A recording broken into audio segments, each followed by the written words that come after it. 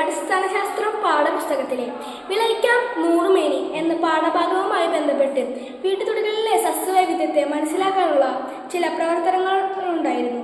അത്തരമൊരു പ്രവർത്തനത്തിന്റെ ഭാഗമായി വീടിനു ചുറ്റുമുള്ള വീട്ടുതൊടികളെക്കുറിച്ചൊരു പഠനം നടത്തുകയുണ്ടായി. വീടിനു ചുറ്റുമുള്ള പല സസ്യങ്ങളും ഒരുപോലെയാണെന്നും ചില സസ്യങ്ങൾ അവയുടെ ഉപയോഗങ്ങൾ എന്നിവ വ്യത്യാസപ്പെട്ടിരിക്കുന്നു എന്ന് മനസ്സിലാക്കാൻ കഴിഞ്ഞു. അവയെക്കുറിച്ച് കൂടുതൽ മനസ്സിലാക്കുവാനും വീട്ടുതൊടികളെക്കുറിച്ച് കൂടുതൽ മനസ്സിലാക്കുവാനുമുള്ള ജിജ്ഞാസയാണ് ഈ പ്രൊജക്റ്റിലേക്ക് ഞങ്ങളെ നയിച്ചത്.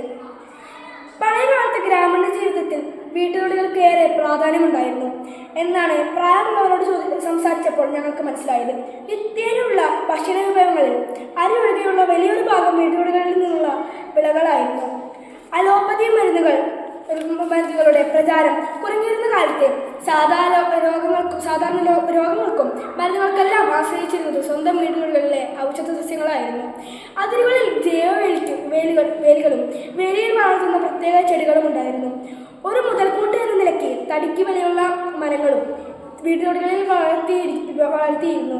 അലങ്കാരത്തിന് വളർത്തുന്ന പല സസ്യങ്ങളും ഔഷധ സസ്യങ്ങളായിരുന്നു. എന്നാൽ ഇന്നത്തെ സ്ഥിതി അതല്ല. വീട്ടുതൊടികളിലെ സസ്യപരിപാലനം വെറും ഒരു നേരം പോക്കല്ല, മറിച്ച് സുസ്ഥിര ജീവിതത്തിനുള്ള അനുകരണീയ മാതൃകയാണെന്ന് തിരിച്ചറിവ് പുതിയ തലമുറക്കില്ല.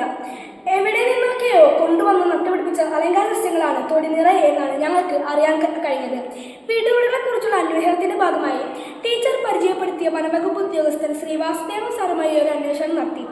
പല ജീവജാലങ്ങളുടെ ആവാസവ്യവസ്ഥയും ശുദ്ധവായുവും അന്തരീക്ഷ മലിനീകരണ നിയന്ത്രണവും മഴവെള്ളം മണ്ണിലേക്ക് അരിച്ചിറങ്ങുന്നതിനും സഹായിക്കുന്നവരാണ് വീട്ടുതൊടികൾ എന്നും പോഷക സമൃദ്ധവും ധാതുക്കളാലും സമ്പന്നമായ ഇവയെ സംരക്ഷിക്കേണ്ടത് അനിവാര്യമാണെന്ന തിരിച്ചറിവും ഞങ്ങൾക്കുണ്ടായി. ഞങ്ങൾ ശേഖരിച്ച അറിവുകളുടെ അടിസ്ഥാനത്തിൽ വീട്ടുതൊടികളെക്കുറിച്ചൊരു പഠനം നടത്താനും പ്രൊജക്ട് തയ്യാറാക്കാനും ഞങ്ങൾ തീരുമാനിച്ചു. അതിന്റെ ഭാഗമായി ഞങ്ങൾ സർവേ ഫോം രൂപപ്പെടുത്തിയെടുക്കുകയാണ് ആദ്യം ചെയ്തത്. കുടുംബത്തിന്റെ പൊതുവിവരങ്ങളും വീട്ടുതൊടികളിലെ സസ്യങ്ങളും മറ്റു വിവരങ്ങളുമാണ് സർവേ ഫോമിൽ രേഖപ്പെടുത്തിയത്. 17 വാർഡുകളിലെ 66 വീട്ടുതൊടികളിൽ നിന്നാണ് പഠനസംഘം വിവരങ്ങൾ ശേഖരിച്ചത്. പരിചിതമായ സസ്യങ്ങളുടെ പേരുകൾ രേഖപ്പെടുത്തുകയും പരിചിതമല്ലാത്തവയുടെ ഫോട്ടോകൾ ശേഖരിച്ച് വിദഗ്ധരിൽ നിന്നും കേരള വനഗവേഷണ സ്ഥാപനം പ്രസിദ്ധീകരിച്ച ഫ്ലവറിംഗ് പ്ലാന്റ്സ് ഓഫ് കേരള സോഫ്റ്റ്വെയറിൽ നിന്നും പേരുകൾ ശേഖരിച്ചു. 17 വാർഡുകളിൽ നടത്തിയ വീട്ടുതൊടികളിലെ വൃക്ഷവൈവിധ്യ പഠനത്തിൽ ആകെ 74 സസ്യകുടുംബങ്ങളിൽപ്പെടുന്ന സസ്യങ്ങളാണ് കണ്ടെത്തിയത്. ഇതിൽ 57 മരങ്ങളും 69 കുറ്റിച്ചെടികളും 82 ഔഷധികളും 29 ആരോഗ്യങ്ങളും ഉൾപ്പെടുന്നു. വീട്ടുതൊടികളിലെ സസ്യങ്ങളുടെ ഉപയോഗത്തിന് സ്വഭാവമായിരുന്നു ഞങ്ങൾ അന്വേഷിച്ച മറ്റൊരു വിഷയം.